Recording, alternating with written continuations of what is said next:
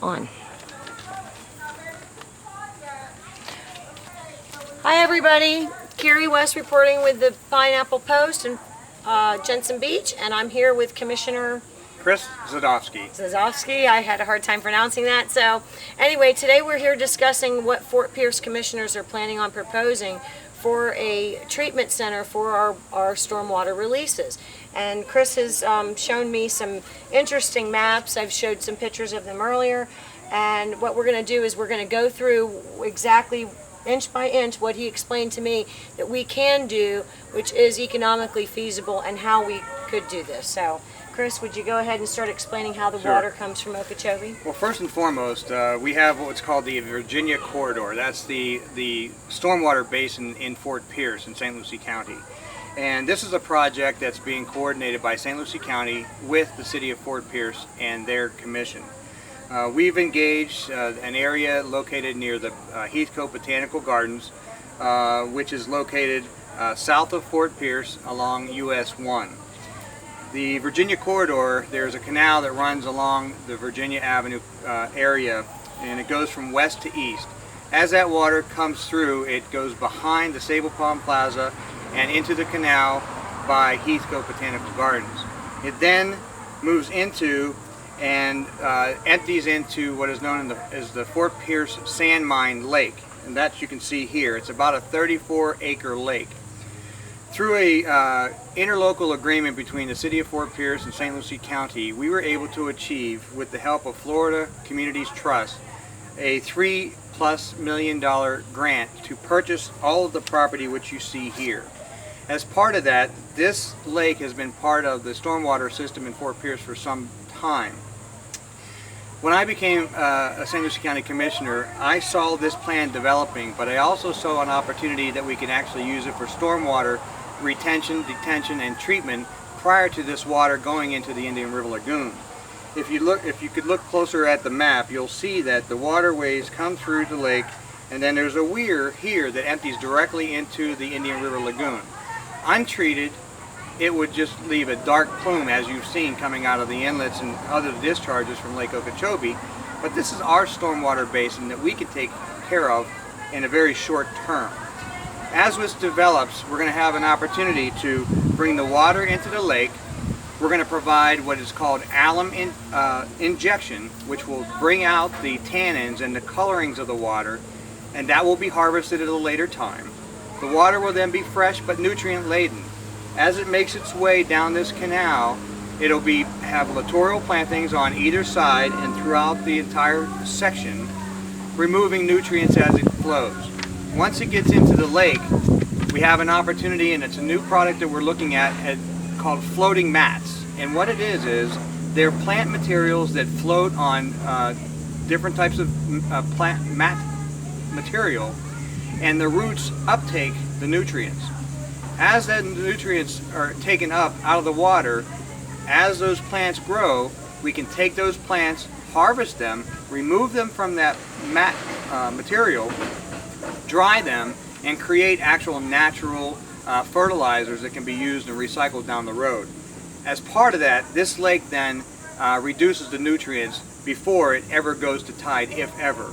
The goal is to increase the size of this lake by 25 million acre feet, which will provide an opportunity of keeping stormwater on site and never letting it going to tide. So from a very small standpoint, this is a major project that will help reduce nutrients into the Indian River Lagoon. Okay, Chris, can you explain to the people how this water in this area will eventually go into the savannas and also provide? If we're able to secure additional funding, and this is where I need your help, the Florida legislature has removed a lot of significant funding to the issues team.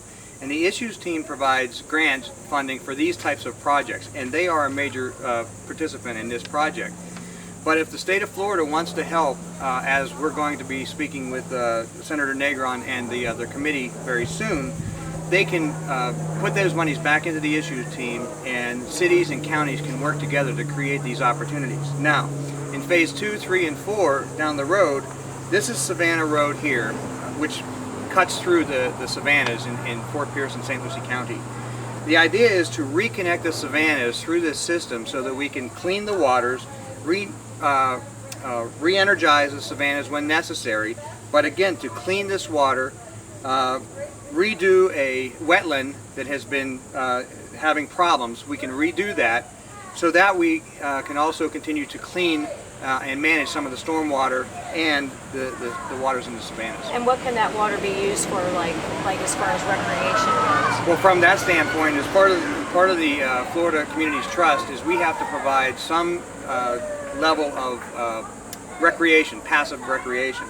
A canoe launch can be made here, and it can be, take trails through the savannas on the waterways. There's a walkway that comes through a trail that goes all the way from Port St. Lucie to Fort Pierce, and it connects into this area.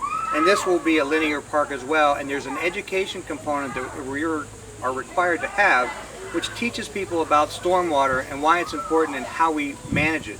So that'll be a significant part of this, and we hope that down the road, when Heathcote Botanical Gardens returns to all its grandeur, that they'll be able to provide those education components, increase the funding to help botanical gardens be successful, but as important, be able to harvest these nutrient materials that we're going to use to take up the nutrients and sell them as natural fertilizer, again creating a cycle of life. So we could potentially have revenue coming in from people using the launches. We could have revenue coming in from the fertilizer that's sold. We could actually make money off of this land in the long term. If we can get this done in the short term, it just increases our probability of being able to actually use this for educational purposes, which we know cost a lot of money. And we can also use our students to harvest those plants and turn that into a community-based supported operation. Program, and you're right. And while I don't think it's going to be a multi-million-dollar maker, right. But it will be sustainable. There is a cost to the alum injection. There is a cost of the mats and the plants and so on and so forth. But once we get started, though, we're on our way. Absolutely. And again, the idea is the big picture with Lake Okeechobee. It's a huge picture. It's a multi-billion-dollar fix. We can do this one step at a time, small bits at a time. We just need to have the Florida legislature give us the opportunity to do that at a local level. Right, and take it away from the Army Corps of Engineers, who right now is in charge of that.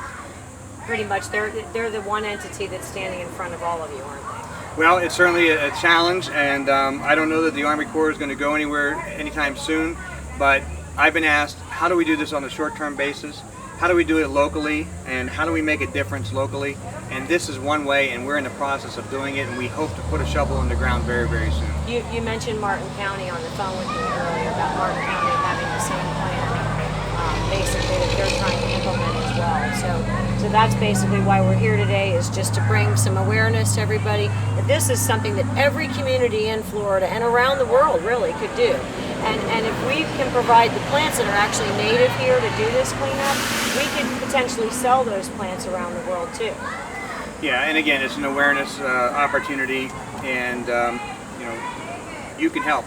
Has there been anything done like this in the past by any other cities? There have been. Off the top of my head, I don't have them. Okay. But this is somewhat unique in the fact that we're going to actually use the floating mats and do the harvesting. Nice. So it can be done.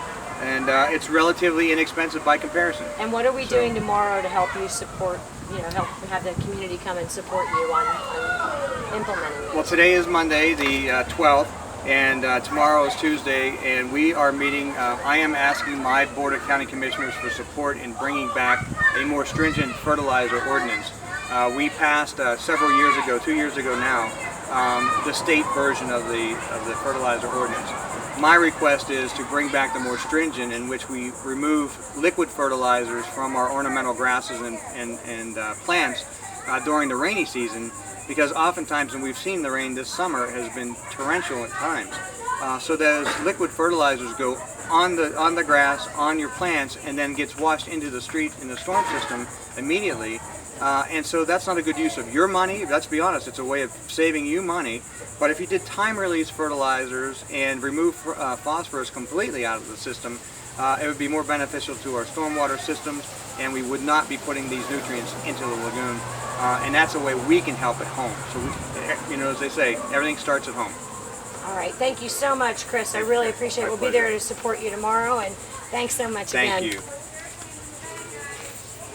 All right.